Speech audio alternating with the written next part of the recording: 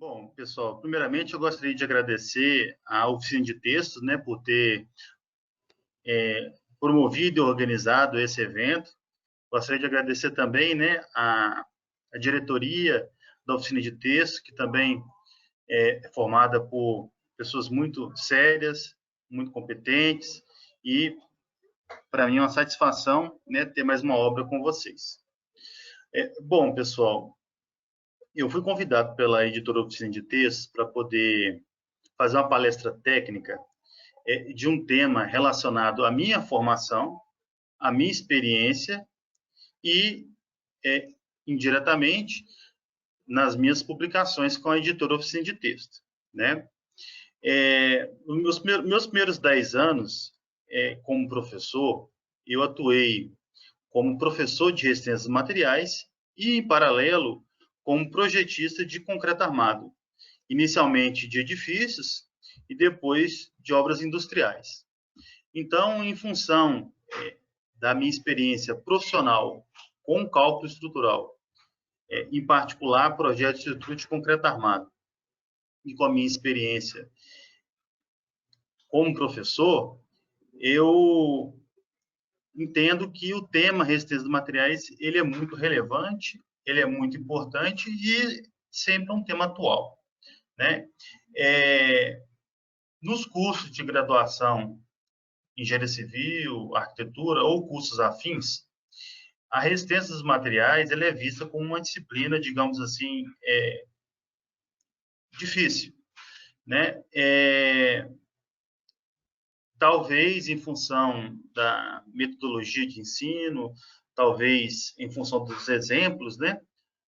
Tratados em sala de aula.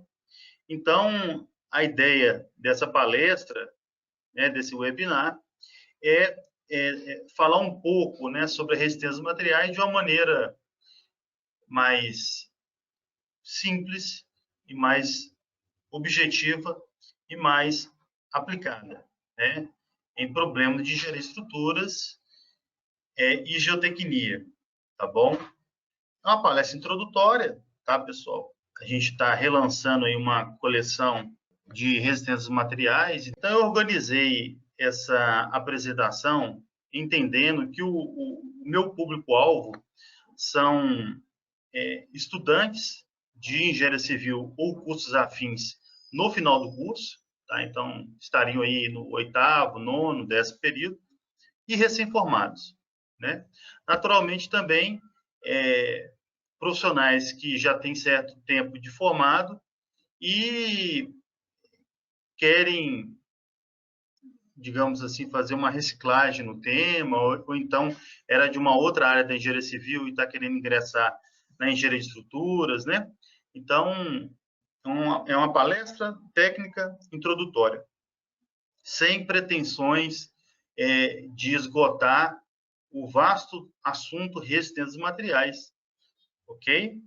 Bom, então, feitas essas observações iniciais, eu acho que é importante a gente falar um pouquinho sobre o histórico, né? Então, sempre relacionado à engenharia civil, né? As construções elas passaram a existir quando o homem teve que começar a criar abrigos para se proteger. Então, com a evolução humana, novas demandas sociais foram surgindo e com elas a necessidade de construções cada vez mais robustas e complexas, né? Então, a resistência dos materiais, a análise estrutural, a mecânica dos sólidos, né? Precisou naturalmente evoluir, né? Com a necessidade, com a demanda, né? A fim de se prever o comportamento de situações que antes eram postas apenas pelo empirismo, né? E consagradas por grandes acidentes, tá bom? Nesse contexto, a gente considera o pai da resistência dos materiais, o Galileu Galilei, né? Que foi o primeiro a elaborar explicações consistentes usando a matemática física para resolver problemas de ordem prática, né? E, na sequência, uma série de grandes pesquisadores também contribuíram com a resistência dos materiais, né? Como o próprio Isaac Newton, Bernoulli, né? Castigliano, tá certo? Então, esses grandes pensadores, grandes pesquisadores, engenheiros, físicos, matemáticos, eles consolidaram a resistência dos materiais com seus postulados ou leis, né? E a aplicabilidade dos conceitos fundamentais perpassa a engenharia civil, perpassa a engenharia de estruturas, perpassa a geotecnia, né? Então, nós temos aplicações na mecânica, né? Cálculo de equipamentos mecânicos, estrutura de veículos, né? Também a resistência dos materiais está presente na engenharia aeronáutica, né? Cálculo, por exemplo, de estrutura de avião, né? Asa de avião, tá bom? E até mesmo, por incrível que pareça, a resistência dos materiais também está na engenharia elétrica, né? Então, por exemplo, os fios, né, por onde passa a energia elétrica, eles têm uma resistência, né? Eles têm ali um módulo de elasticidade, né? Característico do material que o compõe, né? Tem uma tensão de escoamento limite, uma tensão de ruptura, tá bom? Então, a própria engenharia elétrica também utiliza a resistência de materiais para fins específicos, tá? Mostrando, então, o grande potencial, né, do tema e não se restringindo apenas à engenharia civil, ok? No que tange, pessoal, a solução analítica, né, ou solução teórica, eu gostaria de destacar que, nos tempos atuais, com o avanço dos computadores, né, dos programas, né, dos softwares, o trabalho do engenheiro foi muito facilitado, né? Mas nós não podemos, digamos assim, depositar toda a nossa confiança, né, no resultado de um programa, né? Por vários motivos. Ou por entrada de dados inadequada, ou por o programa ainda não está consolidado no mercado, não está atualizado com a norma brasileira, tá? Então, é sempre importante a gente fazer um estudo, né, de sensibilidade paramétrica de um determinado elemento estrutural de interesse, seja ele uma viga, um pilar, uma laje, né? Então, essas soluções expeditas, analíticas, elas são ainda bem-vindas, principalmente para verificações prévias, tá bom? Então, justificamos, então, o uso de soluções analíticas na solução de problemas de engenharia de estrutura. Muitas das vezes também as soluções analíticas nos ajudam para a solução de problemas de otimização estrutural. Às vezes eu não sei qual que é a resposta do programa, mas eu posso ter uma expectativa de ordem de grandeza da resposta do programa, né, fazendo uma solução analítica simplificada ou uma solução teórica, tá bom? Então, dentro desse contexto, a solução analítica é muito interessante para a gente ter previamente resultados esperados e uma análise estrutural computacional, tá bom? Eu lembro que há cerca de 20 anos atrás, no escritório onde eu trabalhava, tinha um profissional que não tinha domínio do programa de análise, dimensionamento e detalhamento, mas ele era o verificador de projeto, tá? Ele tinha uma habilitação técnica muito bem fundamentada em resistência de materiais e conseguia, né, com cálculos expeditos, simplificados, identificar eventuais inconformidades feitas por profissionais em início de carreira, tá bom? Justifico aí, então, a importância de formação sólida em resistência dos materiais na vida profissional do engenheiro, ok? Então, considerando aí o nosso público-alvo, né, que eu comentei inicialmente, e no contexto ainda da caracterização do problema, eu acho que é importante a gente falar um pouquinho sobre condições de contorno dos problemas de engenharia de estruturas, né? Então, no caso de estruturas aporticadas, por exemplo, né, nós trabalhamos basicamente com três condições de contorno. Um é o apoio articulado fixo, com duas restrições de deslocamento, uma na vertical e uma na horizontal. O apoio articulado móvel, com uma restrição de deslocamento, que é na vertical. E o apoio engastado, que tem três restrições de deslocamento, uma na vertical, uma na horizontal e uma na rotação.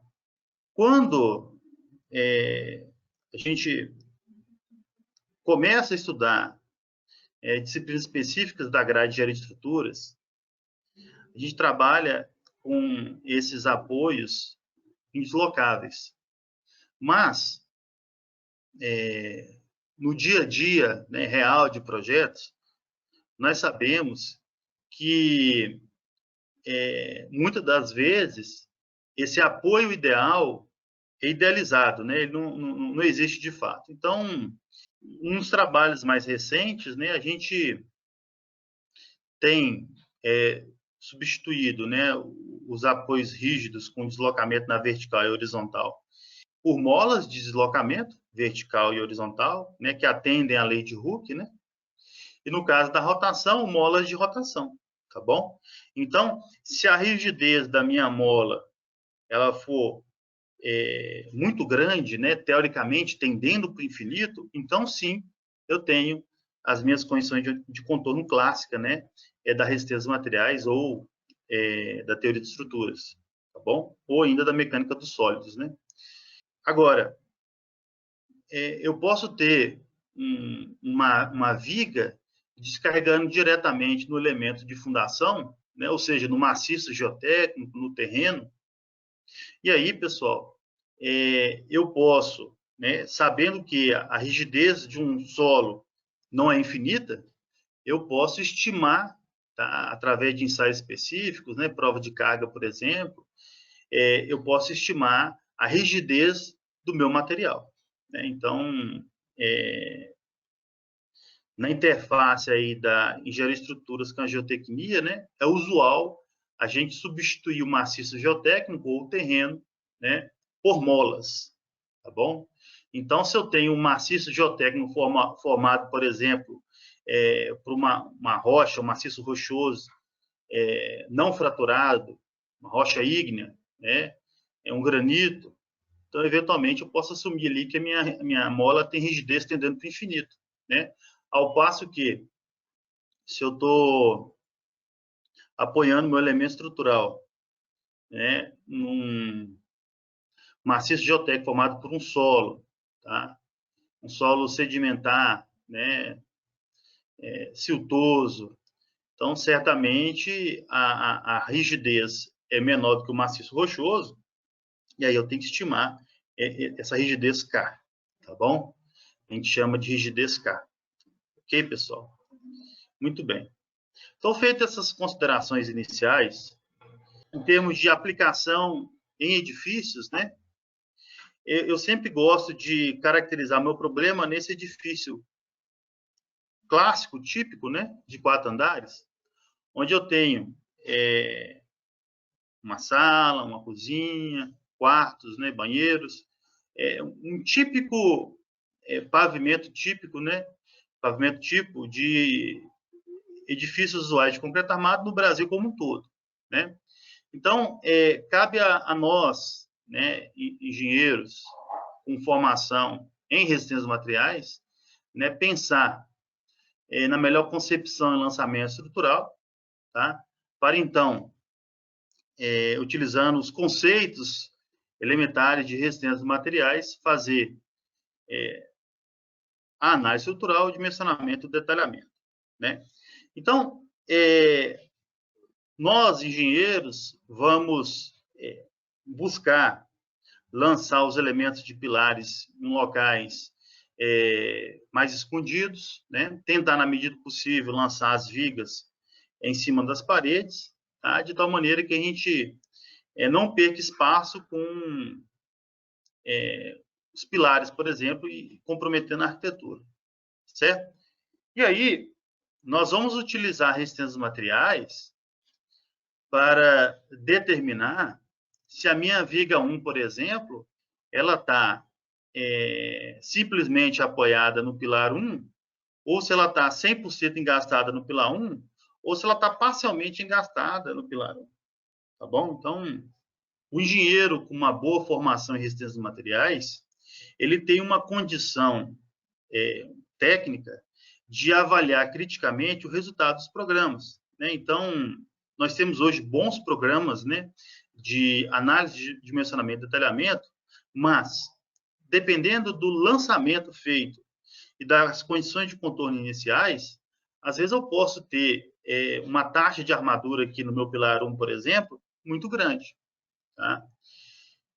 E se eu não tenho essa formação sólida em engenharia de estruturas, muitas das vezes eu vou encaminhar para o cliente final, né, um detalhamento, uma armação que está eventualmente equivocada, né? Então, eu mostro para vocês a importância de ter essa visão crítica, né, usando soluções expeditas, analíticas, para a gente ter uma ordem de grandeza dos resultados, em termos de carregamento, em termos de deformação, tá?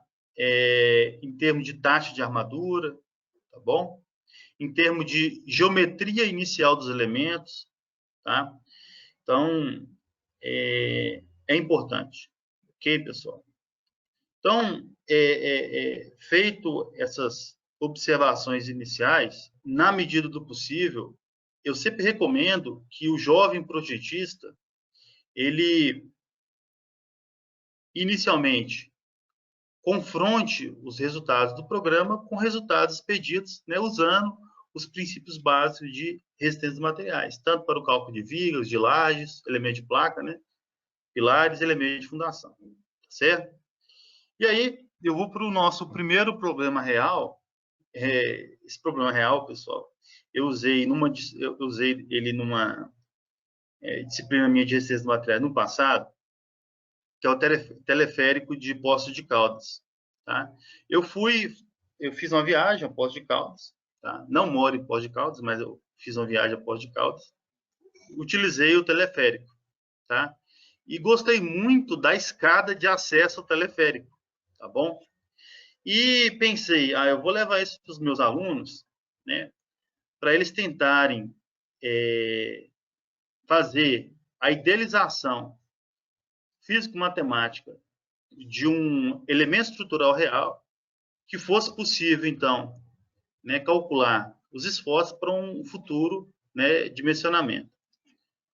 Então, eu achei essa escada aqui um exemplo interessante de aplicação de receitas materiais, né, os princípios aí de teoria de estruturas, né, onde nós temos patamares que estão engastados numa viga mestra, digamos assim, né, formando aqui um sistema que a gente pode até falar que é um sistema de treliça, ok?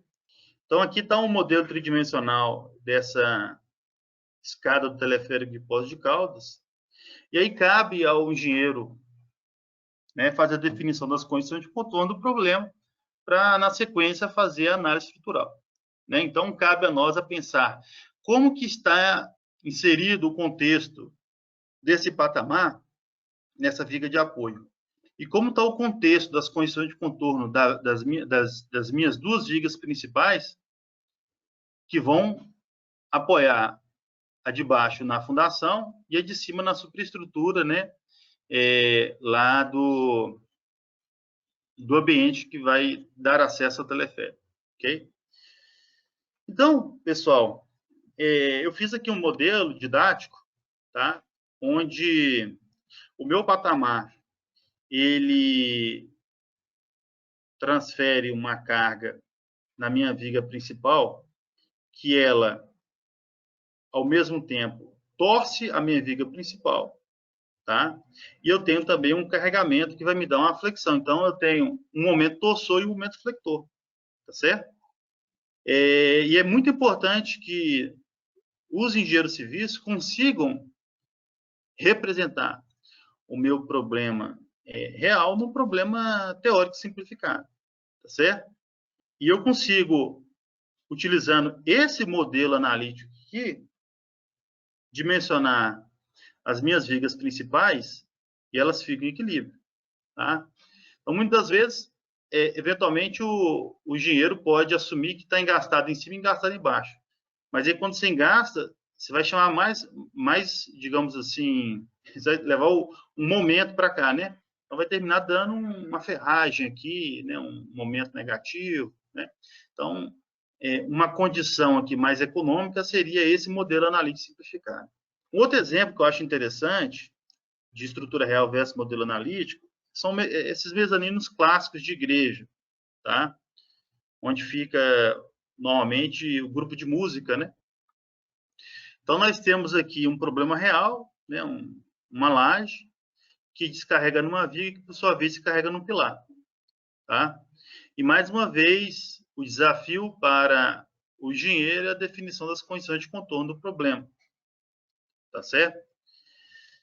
Então, essa laje aqui, ó, ela vai provocar um carregamento ao longo da minha viga V1, tá? Vertical, e também vai provocar um momento torsor, ok? E aí cabe ao engenheiro definir como que será feito, né, essa análise estrutural. Eu vou assumir, por exemplo, que a ligação da viga com o pilar ela é rígida, é uma rigidez infinita, ou eu vou assumir que a ligação da minha viga com o meu pilar é um articulado. Se eu falar que é articulado, vou armar para ser articulado e, dependendo do carregamento, pode fissurar aqui, ó, tem uma fissuração indesejável. Ou eu vou colocar aqui uma certa rigidez, que vai me dar um certo momento negativo, tá? E eu armo para isso, né? E evito, minimizo o fenômeno da fissura aqui em cima, tá bom? Então, cabe a nós, engenheiros, fazer essa análise crítica, tá? E qual que é o modelo hipotético idealizado para resolver um problema, tá? Se eu considero essa viga 1 biapoiada, eu não tenho um momento negativo, né? Só o positivo. Só o positivo. E, eventualmente, eu posso... Não vai cair, mas eu posso ter uma fissura aqui indesejada. Se eu considero um engaste perfeito aqui, então eu vou ter um momento negativo, um positivo e um negativo. Mas será que o pilar tem rigidez suficiente para assumir que o engaste é perfeito? Ou seria um engaste parcial, né, onde esse momento aqui, ó, vou chamar, por exemplo, de momento M1, ele é maior do que o momento nesse engaste parcial aqui, ó. Pessoal, eu estou fazendo desenho fora de escala, tá? Eu estou desenhando o mouse, tá? Então, me desculpem aí a qualidade do desenho, tá? Aqui o M2, ó. E o M2 aqui, naturalmente, como a rigidez aqui não é infinita, ou tendendo para o infinito, vai ser menor do que o M1. Então, cabe a nós, engenheiros, definir qual que é a melhor condição de contorno para resolver um problema. E essa condição de contorno para resolver um problema vai impactar diretamente na nossa taxa de armadura e na disposição da ferragem. No caso, por exemplo, de estrutura de concreto armado, que é a minha área de trabalho. Tá bom? A norma NBR 618 dá algumas diretrizes justamente para avaliar essa rigidez relativa de viga com pilar. Tá bom? E aí, com essas informações, a gente tem condição de falar se o resultado apresentado pelo programa está coerente, né, ou está equivocado, tá bom? Empiricamente, pessoal, a gente percebe, né? Imagine só, eu tenho uma viga aqui, que a espessura dela é de 50 e a altura dela é de 2 metros. Eu tenho um pilar aqui de 20 por 20. Então, assim, empiricamente, já imagina que a gente cai nessa situação B, né? O pilar é muito flexível para a viga. Agora, se eu tenho uma viga de 20 centímetros de espessura e 20 centímetros de altura, e tem um pilar de 2 metros por 2 metros, a seção transversal dele, então eu caio na situação, que é a situação A. Agora, essas situações extremas, elas não ocorrem nas estruturas usuais de concreto armado, que é justamente aquela forma que eu mostrei para vocês anteriormente, né? Então, a gente tem que calcular a rigidez relativa do nó, tá? Para saber ali qual que é o grau de engastamento. Beleza? Muito bem. Aqui tem um exemplozinho mais simples. Esse aqui, inclusive, ele está no módulo de flambagem, tá? Que a editora Oficina de Texto lançou recentemente.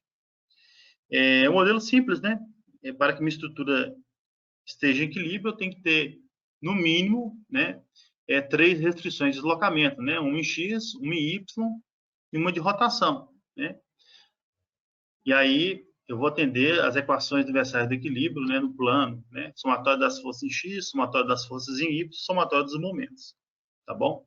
Então, aqui eu tenho estrutura, nesse caso aqui, isostática, né?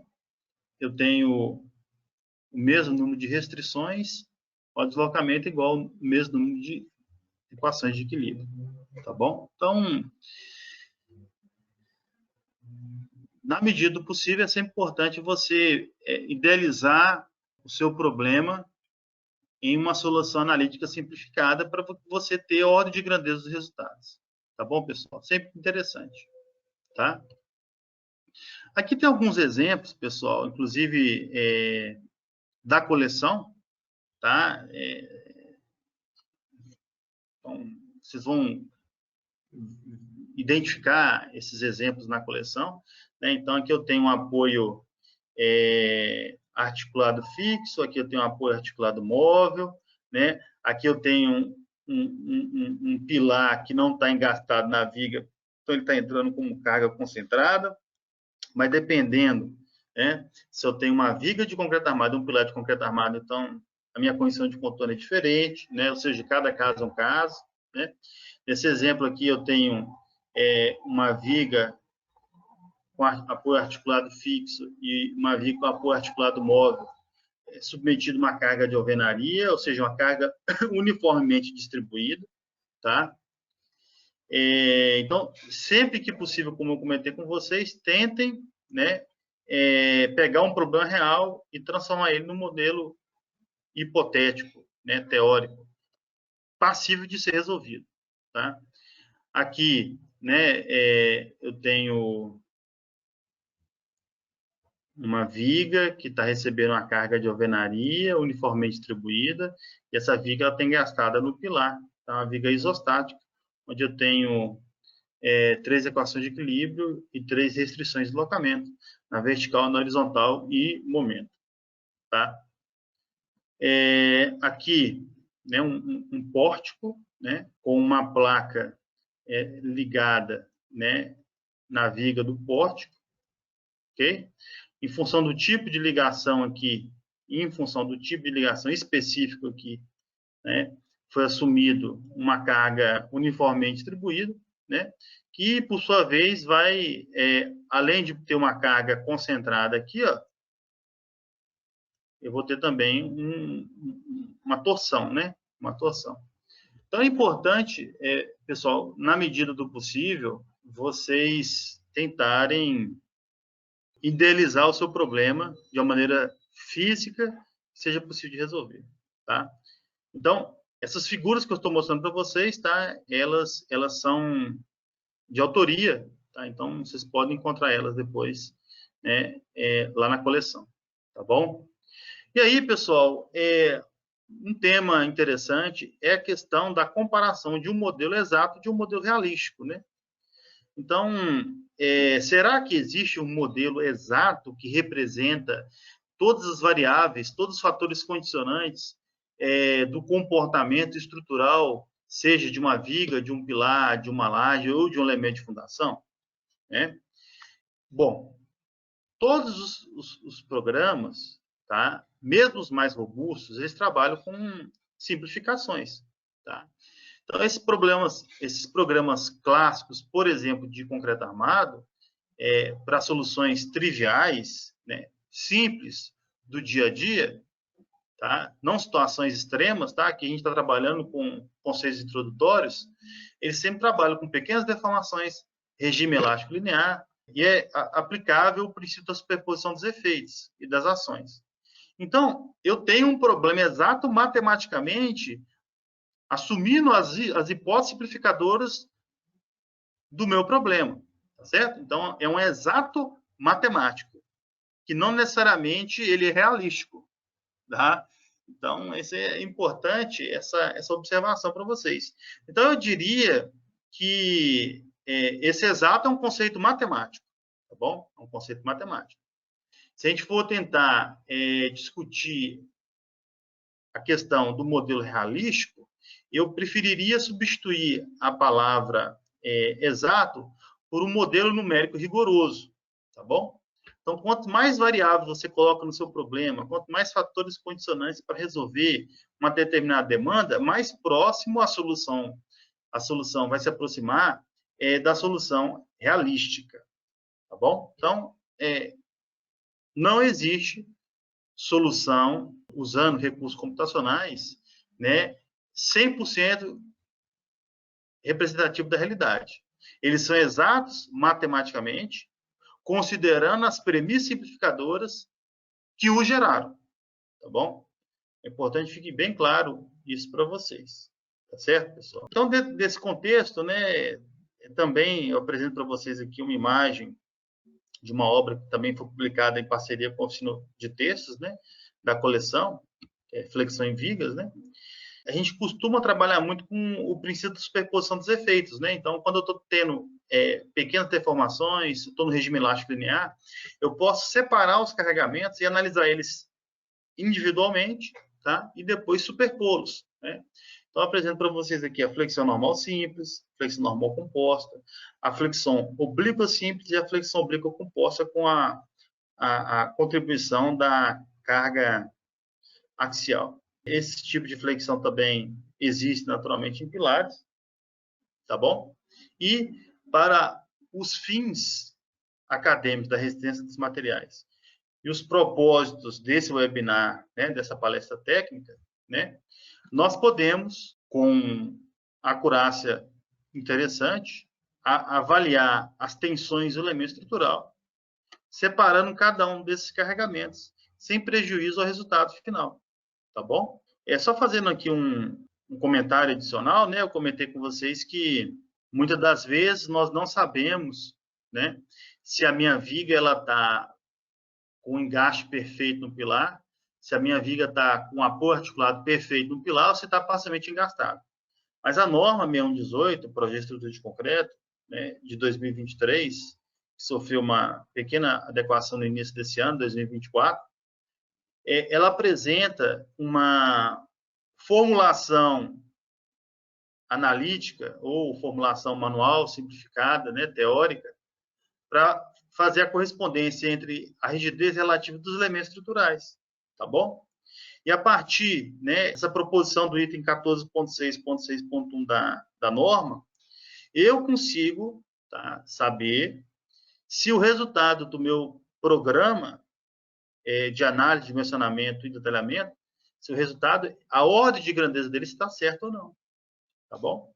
Então, lembrando do que eu comentei com vocês lá no início da nossa apresentação, né? Um escritório onde eu trabalhei há cerca de 20 anos atrás, tinha lá um engenheiro, um verificador, que não sabia usar nenhum recurso computacional, nenhum programa, e a orientação, né, da diretoria da empresa é que ele continuasse não sabendo, porque ele usava justamente, né, os princípios, os fundamentos de resistência materiais para avaliar se o produto entregue pela equipe de engenheiros jovens, né, estava razoável ou não, né?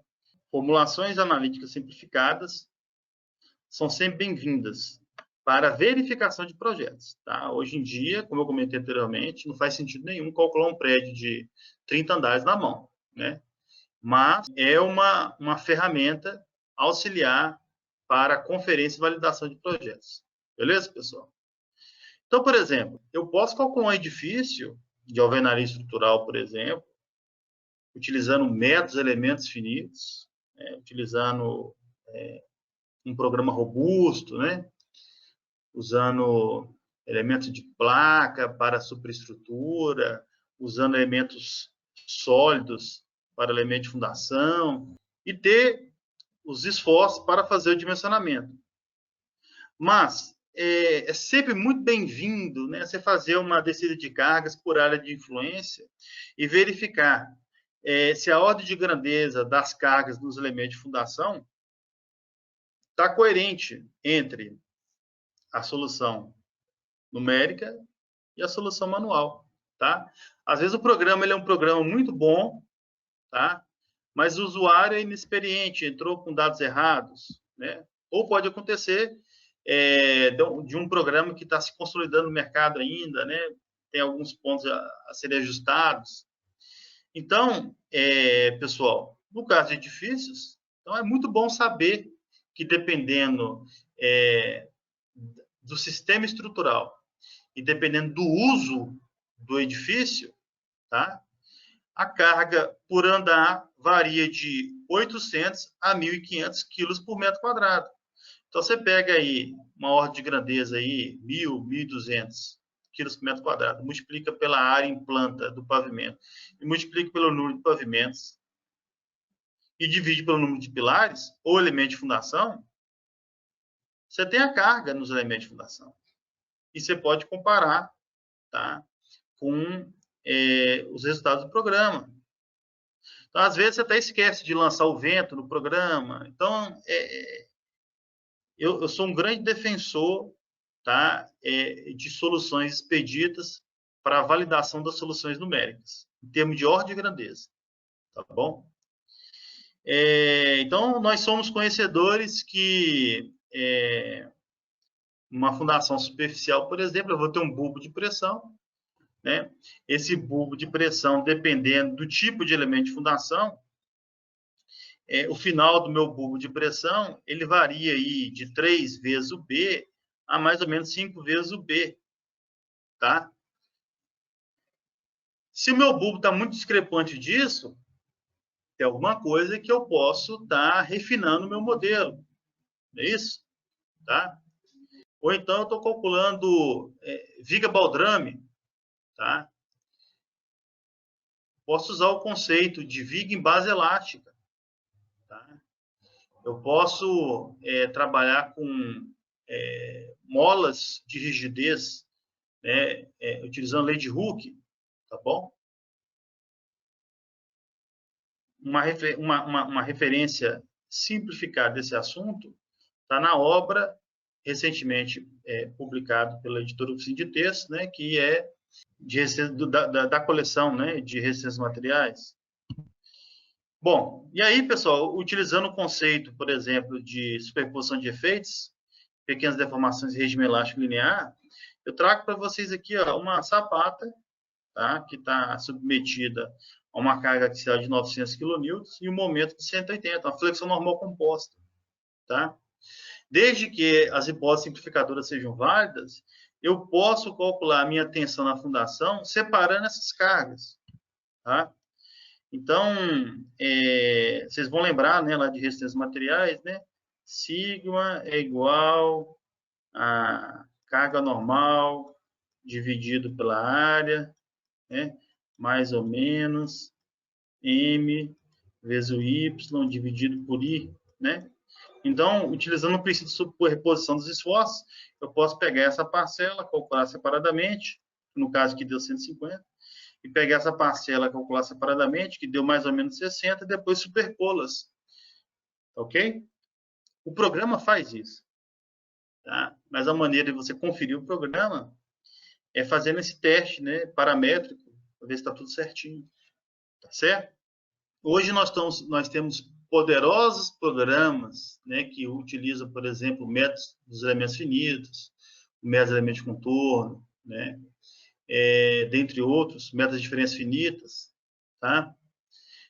Mas eu gostaria de destacar aqui uma frase clássica do professor George Box, tá?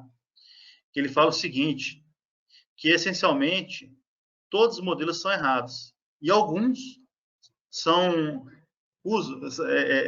possível de se utilizar, né? Então, pessoal, todo modelo numérico ele tem simplificação, tá? E cabe a nós, usuários, né, engenheiros, a ter esse controle de quais simplificações estamos tratando, né? Então, estou com um elemento de bloco aqui, por exemplo, eu tenho 6 graus de liberdade por nó, 3 de translação, 3 de rotação.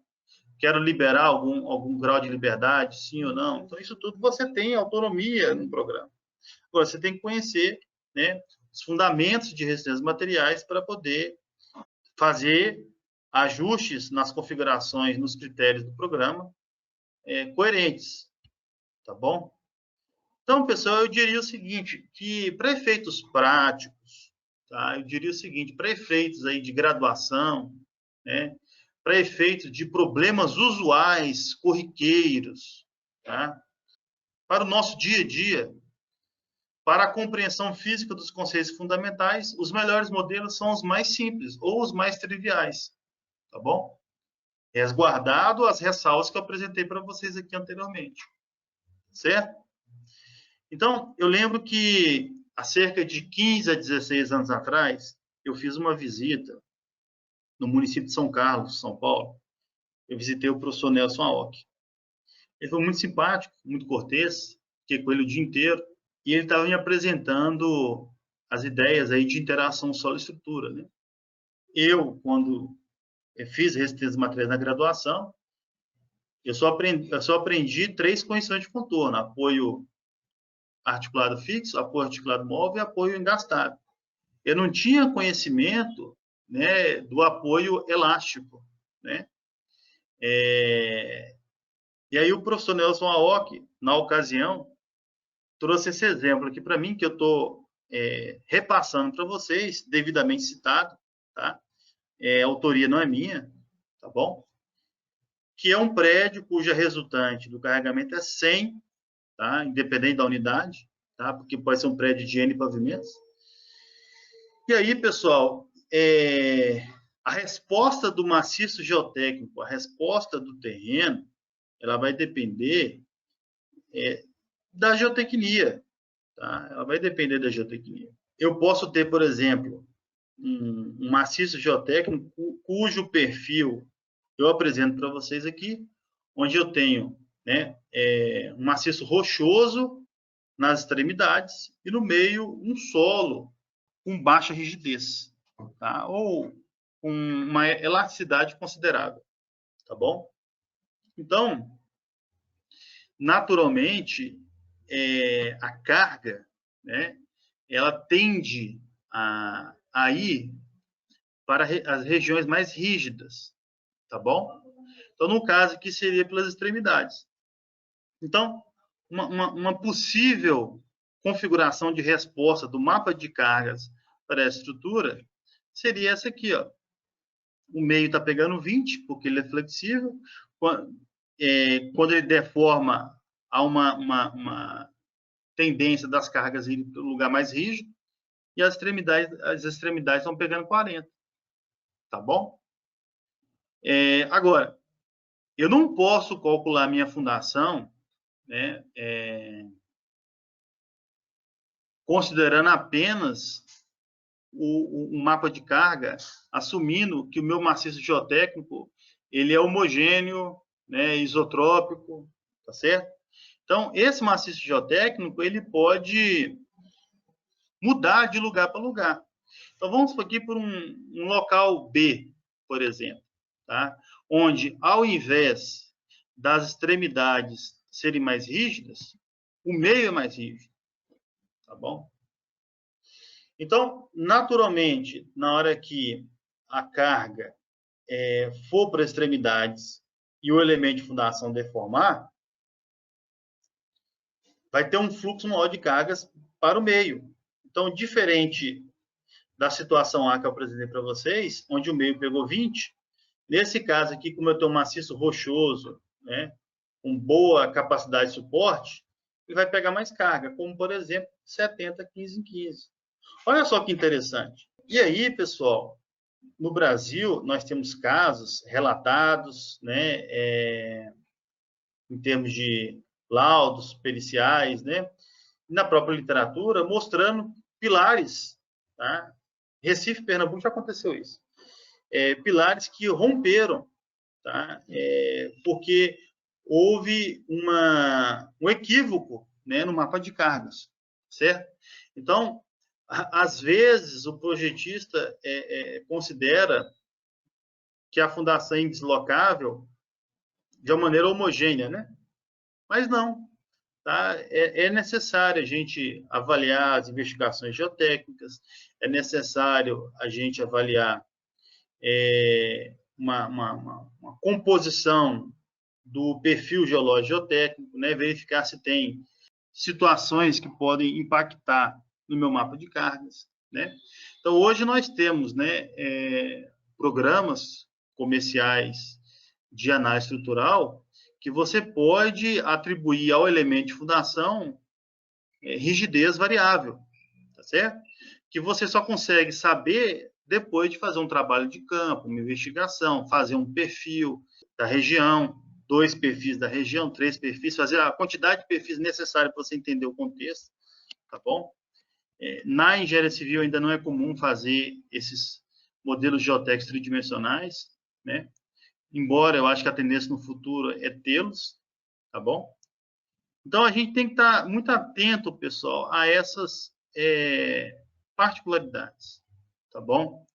Então, a solicitação na estrutura, ela é, naturalmente, uma combinação das condições geotécnicas com as condições estruturais, tá bom? Eu só vou conseguir ter essa configuração aqui de mudança do local A para o local B se as minhas vigas estão engastadas nos pilares, tá? Que fica mais fácil de fazer essa transmissão de carga. Se está tudo articulado, fica bem mais difícil, né? Fica bem mais difícil, tá certo? Então, a condição de contorno do meu problema, né? A rigidez ou geometria dos elementos estruturais, o maciço geotécnico, todas essas condicionantes apresentadas, elas estão naturalmente interrelacionadas. Ok, pessoal? Então, cabe ao engenheiro, né, ter uma visão geral do meu problema, né, para que o produto final, né, o projeto, naturalmente vai gerar uma obra, vai gerar um empreendimento. Lembrando que o projeto ele tem um valor irrisório, né, em relação à obra. A gente tem que minimizar as possibilidades de erro.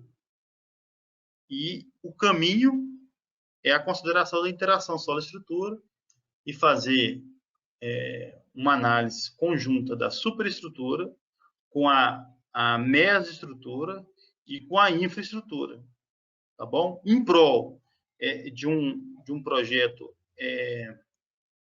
racional, um projeto eficiente, né?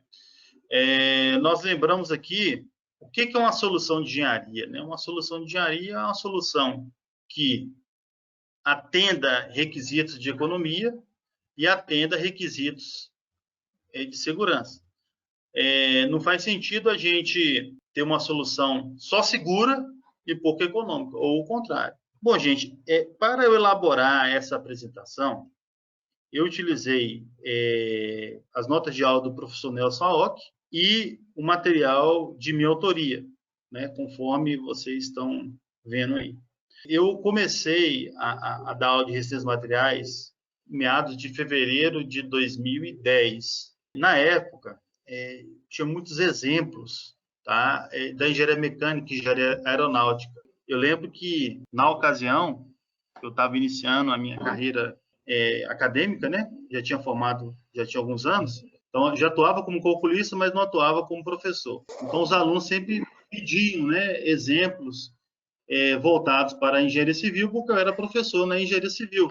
Os livros que eu trabalhava na época, né, cerca de 14 anos atrás, eram livros internacionais, tá, com análise estrutural de eixos, de engrenagens, né, e sair um pouco da esfera da problematização da engenharia civil. E isso me motivou a pegar esses livros, tá, e tentar desenvolver um material que atendesse as necessidades dos alunos, né, de engenharia civil, né? Então, problemas ali de vigas, de pilares, lajes de concreto armado, né? Então, desde 2010, eu iniciei essa jornada de desenvolvimento de material didático relacionado à engenharia de estruturas, né, em particular resistência a materiais. Inicialmente, houve um incentivo da instituição de ensino que eu trabalhava na época, e aí só que era um incentivo acadêmico, né? Não era uma editora do porte da oficina de textos, né? E com abrangência da oficina de textos, né? Então, inicialmente, a gente trabalhou, né, nessa publicação acadêmica e, posteriormente, surgiu a oportunidade de, digamos, reeditar essas publicações em parceria com a oficina de textos. Eu fiquei muito feliz, né, com essa oportunidade, né? É uma coleção, tá? A gente organizou com a oficina de textos em 10 volumes, né? O volume 10 é uma compilação de questões de concurso público, de prefeituras, de órgãos públicos também, autarquias, né? Petrobras, que utilizam a resistência a materiais e a engenharia de estruturas, né? De maneira geral, né? Mas esse livro também tem muita coisa que complementar interessante, como algumas tabelas que vai auxiliar o projetista, né? Alguns apêndices interessantes, né? Ao final do livro, tabela de convenção de unidades, dicas também para estudo em concurso público, né? Então, ao final do livro, tem alguns, digamos assim, adicionais interessantes, né, para o leitor. Esse de flexão de vigas, eu gosto muito dele, principalmente por causa das imagens, sabe? As imagens são imagens, digamos assim, nossas mesmo, né? Vocês não vão encontrar essas imagens aí em outras publicações, né? A gente desenvolveu, na época eu estava envolvido numa empresa de engenharia, e qualidade das imagens, né? Mostrando aí problemas tridimensionais, em perspectiva, né? Eu até mostrei uma imagem para vocês aqui, usando o princípio de superposição dos esforços, né? Que é a nossa sapata, né? Submetida à flexão normal composta. Então, texto, né? Desse módulo que você está mostrando para os ouvintes, é um texto objetivo, né? É um texto que atende o propósito da publicação. Eu gostei muito, né, né, do produto final, do jeito que ele ficou, as figuras, porque eu lembro que quando eu comecei a dar aula, os alunos tinham muita dificuldade para visualizar qual era o plano que estava o momento, né? E eu tentei, nessa publicação, né, que você está mostrando para a turma, eu tentei trabalhar com a perspectiva, o problema 3D, para o leitor, né, visualizar melhor em qual plano está atuando no momento, né?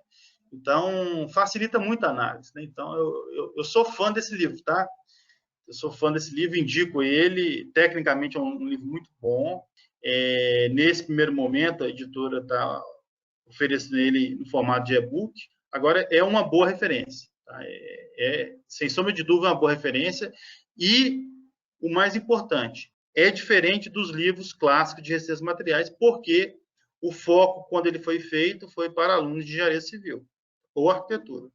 Tá bom? Não foi para engenheiro mecânico, não foi para engenheiro aeronáutico, engenheiro eletricista, né? Então, o foco foi fundamental, né, na condução do preparo, né, do livro.